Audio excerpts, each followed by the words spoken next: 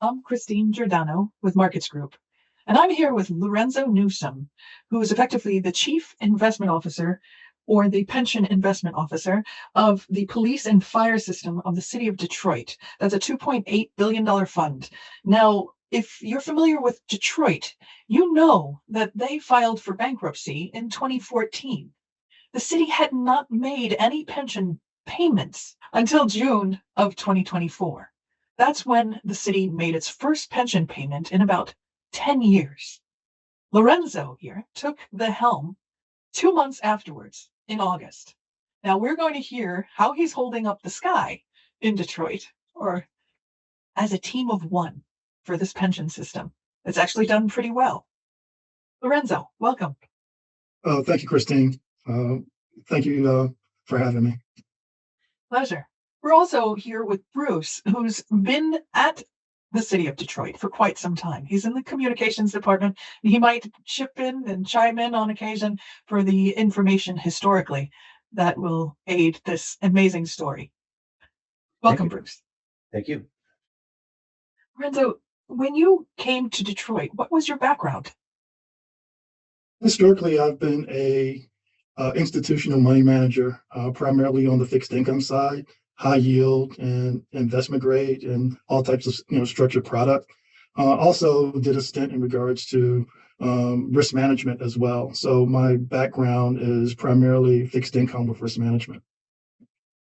And when the city of Detroit hadn't made a contribution for 10 years, how did that affect the pension fund?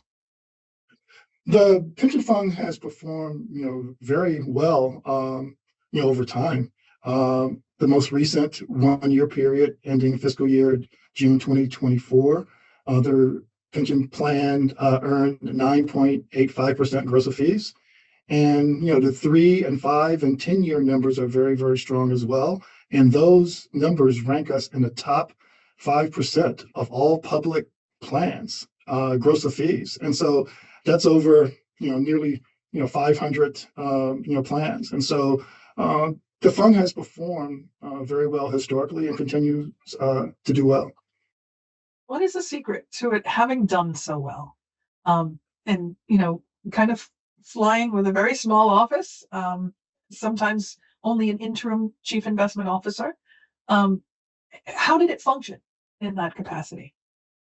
Well, when I came on board, it was in good hands. Woody Tyler, the interim chief investment officer, he actually was on the investment committee before he stepped in to help the plan in regards to, overseeing the fund while a investment officer was selected. And he did that for nearly 2 years and did a great job.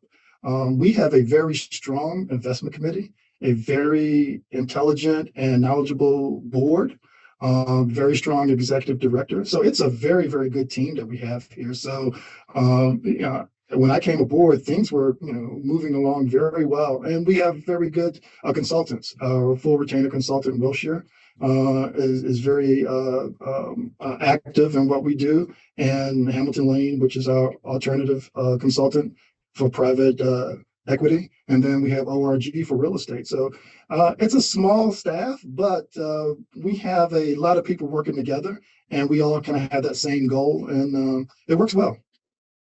What's your funded ratio at this point? Funded ratio as of last year was nearly 73%, 72.4 to be exact, and that's as of June 2023. We won't get the this fiscal year numbers until end of the year, early January. Okay. And when the city did make a contribution this year, how much was it? That contribution was, nearly $90 million, $89 million. Okay. So that might have boosted the funded ratio quite a bit. Out of the well, everything helps. Everything helps a lot. You never turn down the money coming into the plan. You're hiring, though. You're not always going to be a team of one. No, I'm looking to hire an investment operations analyst to assist with some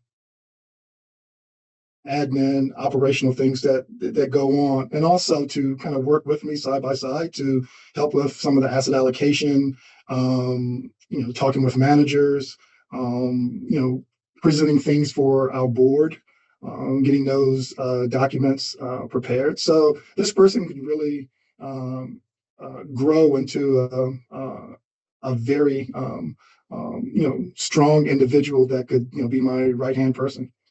So it sounds like this role is going to expose a person to just about every aspect of becoming perhaps a future CIO.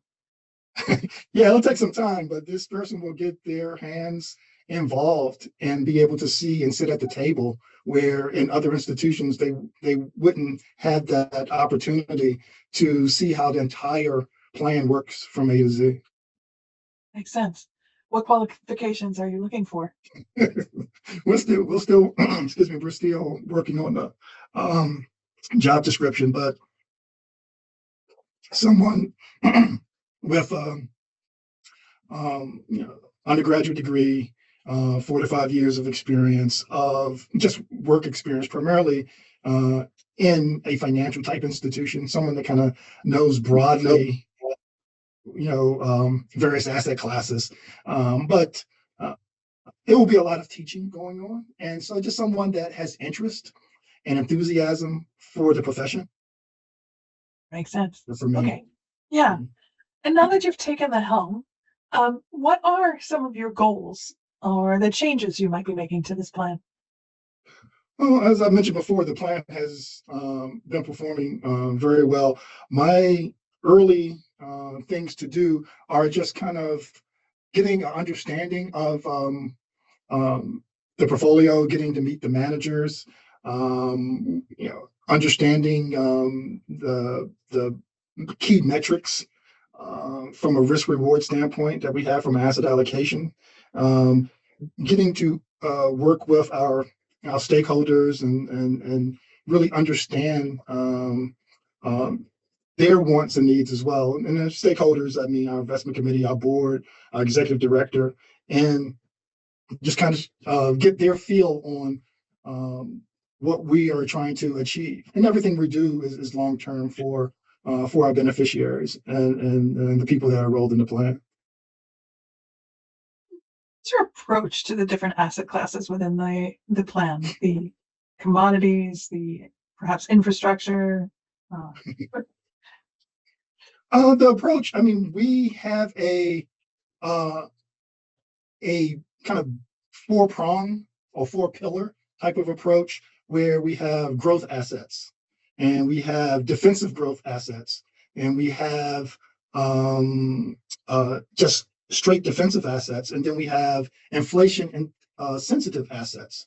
So within growth assets, that includes U.S. equities, non-U.S. equities, and private equity. That's the growth engine that we have. For defensive growth, we have a minimum vol type equity strategy, private credit, high yield, short duration high yield, that sort of thing there. For defensive assets is investment grade, fixed income, and cash.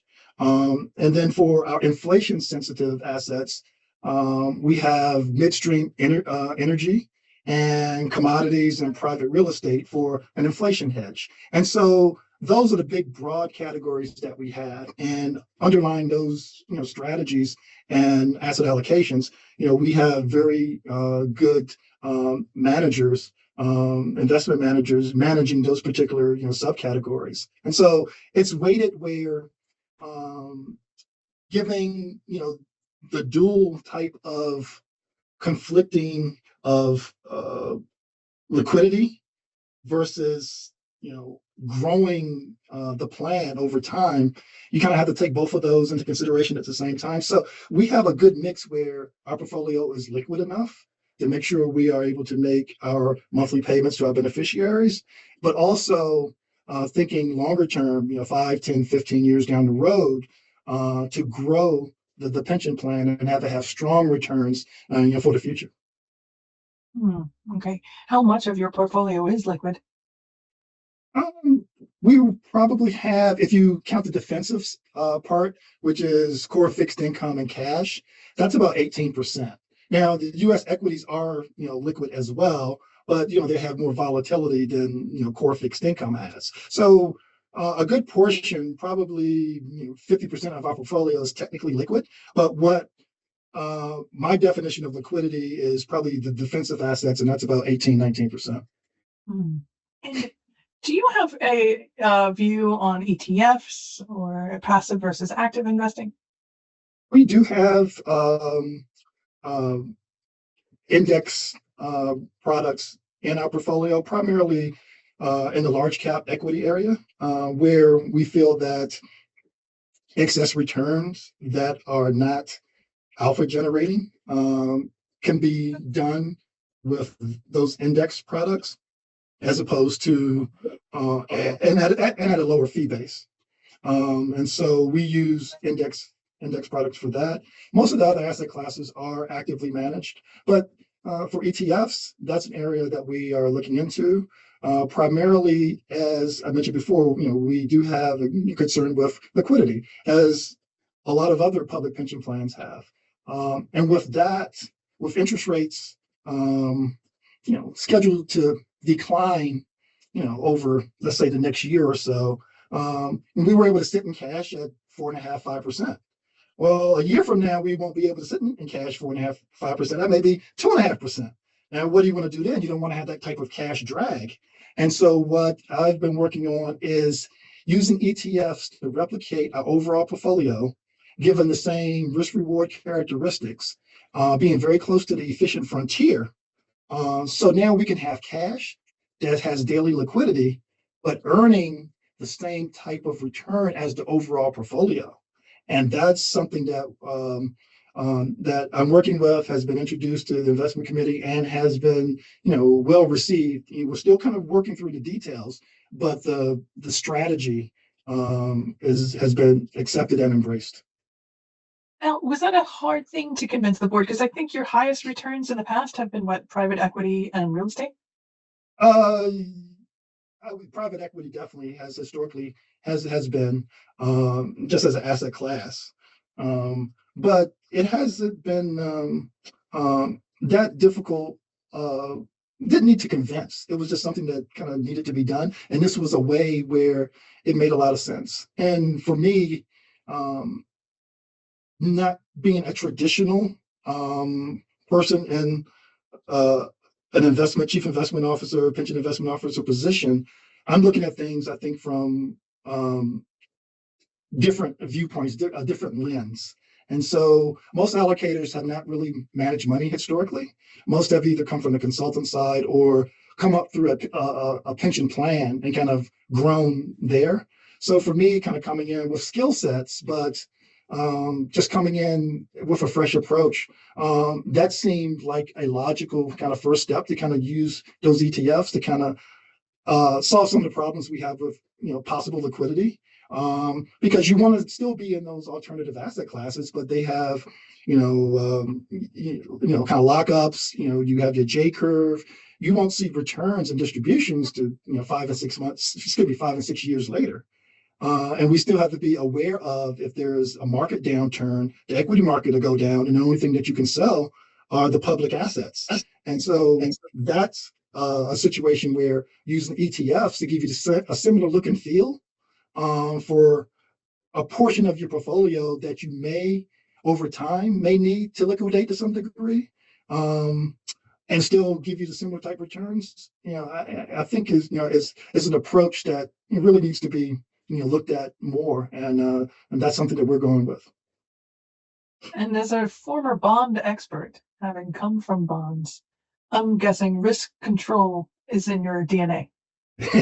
Yes, being a bond guy, yes, but also along with having the CFA charter, I have the two globally recognized designations in risk management, and I have been a risk manager for a platform of hedge funds before, and a senior financial risk officer for OFEO, the former regulator of Fannie and Freddie. So risk management is in my DNA. We don't just talk it here at the plan; we actually implement it. And some of the metrics that putting in place, we're able to do a lot of stress testing, what if analysis, and really calculate kind of where we are at any point in time in the plan. So risk is very important to us. Interesting. Okay. Any other approaches that you take as, of somebody who has a lot of investing experience to your fund? Like, where do you apply it? I know you went into it already, but I'd love to hear more. I mean, I apply it in situations where I'm really trying to understand the strategies of our managers, and then understand the strategies of asset firms that are trying to solicit us as well. To do that, I really want to break it down very simplistically. I look at everything from a free cash flow standpoint, a discounted cash flow standpoint, and so whatever strategy it is, it's like, work with me to understand how these cash flows work, and let's put a risk premium on top of these cash flows to adjust for credit risk premium, liquidity risk premium, just industry risk premium, and make sure that we are being appropriately compensated for that. And to me, that's the important thing. So when I talk with asset management firms, we really get down into the weeds to really understand their product and how these cash flows come, and then to put the proper risk premium on top of that and discount it back and see if it makes sense for us. People are discussing that we are in a new economic regime. Are you seeing things change within risk premia, within perhaps fund structures, fee structures, within this newish kind of economy? We are in a situation where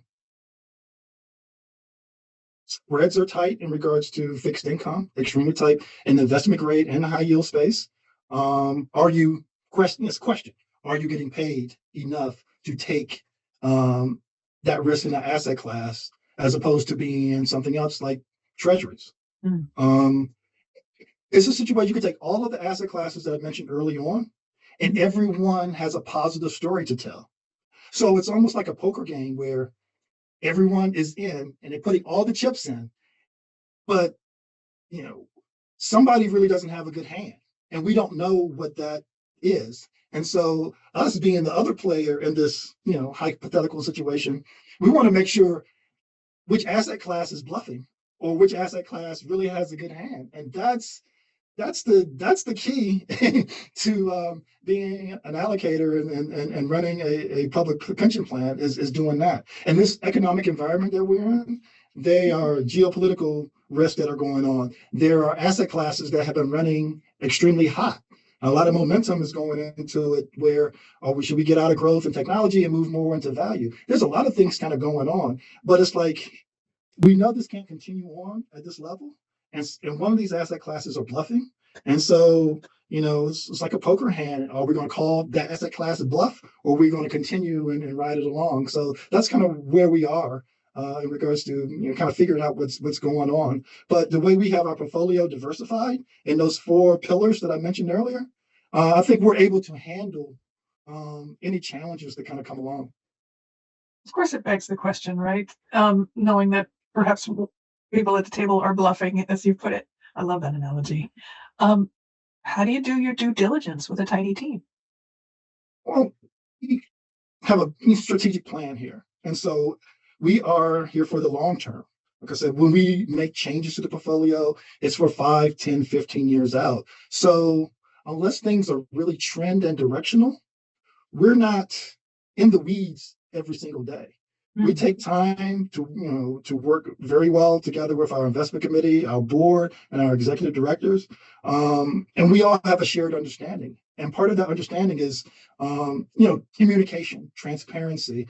The dashboard is one thing that I use to put in place to make sure we're all marching to the same drum in regards to our view, and our consultants understand we have a view as well as they do.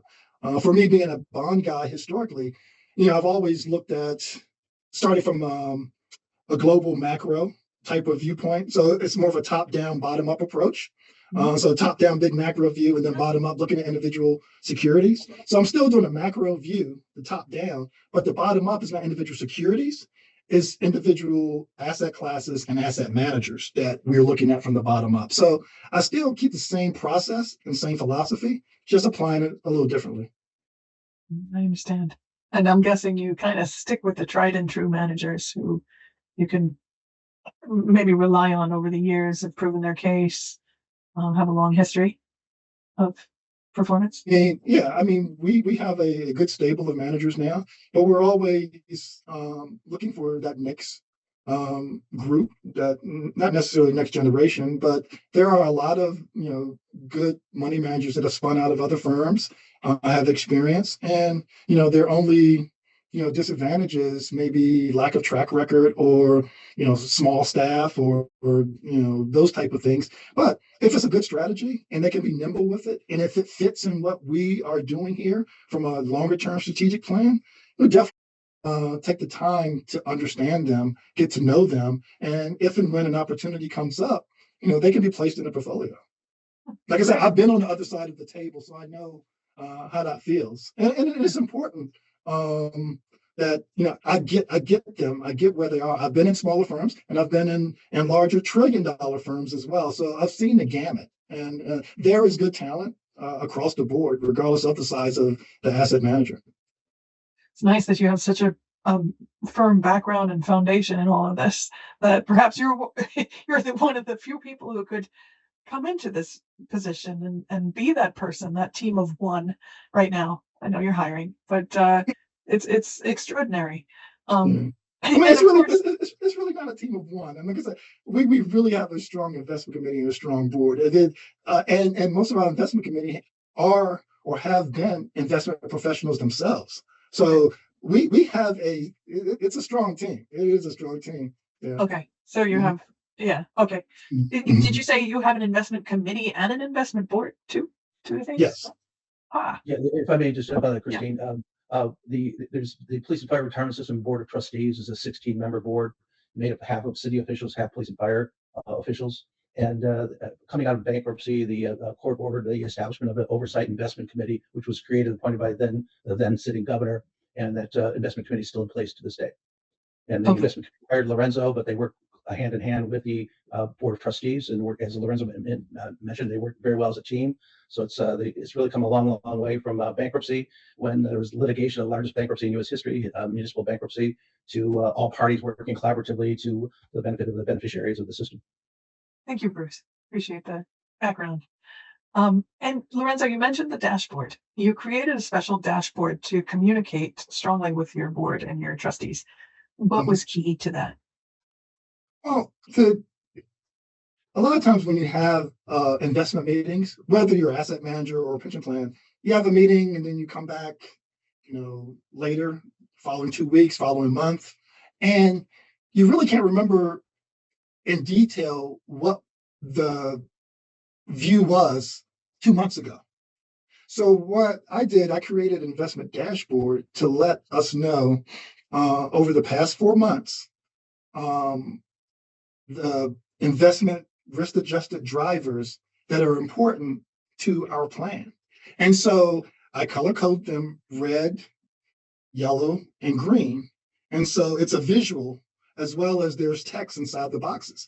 Simplistic enough, but detailed enough that everyone understands where we are, where we stand, and how a factor may have changed from red to yellow to green over a 4-month period of time. And we can see that transformation in a visual standpoint. So that communication is well received by the investment committee, and they get that once a month, so they know where we are. When I talk with our consultants, they know where we are, and we can have that conversation from there. The qualitative things that are written inside the box of the various factors, they are just factual information. Whether it's consumer sentiment did this month versus last month, it's a fact. But the color coding and some of the narrative that I write in there, when we get down to a viewpoint, a market view, or a tactical thing that we see that we can use or possibly utilize in the next 3 to 6 months, maybe for using cash or maybe deploying resources to another manager in another asset class. Those things are kind of embedded in the investment environment dashboard. And so there are 15 factors in the dashboard, and they are big, broad categories. Didn't want to get it, too, micro defined, but big enough categories that we can see trend and direction, and we can have a good, strong conversation as an investment committee, as a board, to really have good discussions. And when we meet, the next time, we still have that and have another month, kind of attached to that. So it's like a rolling 4-month period of time, and it works very well for us. Well, what would be an example of what red would be? Right now, red is political climate. Red is the U.S. housing market. Red is volatility. And so those are, red factors that we have as a driver. And sometimes the risks. Excuse me. Are they risks, or is it something you want to pull the trigger on that's in early stages? Could be an opportunity, or it could be identifying, risk as well. It's just to let everyone know that this particular investment driver has changed, or is this level. It's red, and so red can mean an opportunity. Red could mean maybe a possible tactical shift in asset allocation. Red could just mean a discussion. But if none of those drivers change, and you have a change in the market environment from a short-term standpoint, I can say, have any of our long-term drivers changed? And our folks can go down and say, no, they haven't. So we put this together, given this view of the market and the way, we want to position the portfolio. So if none of our drivers have changed, then some of the noise that's in the market on a short-term, day-to-day basis, or even weekly basis, we don't have to concern ourselves with as much if none of our drivers have changed. And to me, that allows us to be more strategic, more long-term, more trend and directional. And to me, that's important for a public pension plan. For the sake of other allocators, this dashboard is very interesting to me. Just wanted to know, like, red, yellow, and green. Where do you categorize that? Like, what's yellow, what's green? And is there like a case scenario in which something went from red, yellow to green? Is green go ahead? Is red stop? Like, I don't. I'd love to know. Like, it depends on our view of the market. Like, for example, consumer sentiment in June was yellow, and it got positive in July and August and turned green, and now it's back to yellow again. And so those things, change and evolve over time. But what it really does is it piques a discussion. And it has everyone on the same page, and has everyone having that same base of knowledge of information. And we can have, good discussions with our board, our investment committee, and our consultants. Nice. Wonderful. Okay. Anybody you're looking to hire at this point? Any managers? No, we're still kind of looking through the stable of managers that we have right now. I'm mostly through that, but my door is open to have conversations with new managers that want to possibly be a part of our plan, given if they fit what we are working with. But to have a dialogue and get to know them over time. Makes sense. Well, thank you so much for your time. I really appreciated this interview. Any last tips for allocators? I'm learning as I go along, so I will probably be more open to listen as opposed to kind of give tips right now. I just trying to continue the great job that has been done, and go forward from there. Well, it's nice to hear. I know you're being in Michigan, you're in a wonderful state for idea swapping amongst some terrific CIOs. Oh yeah, it's a great investment community here, and it's a lot of great things going on within the city, and so I'm really, really enjoying it. Yeah. Happy to hear it, and thank you. Very, very Thank you. Good to talk to you.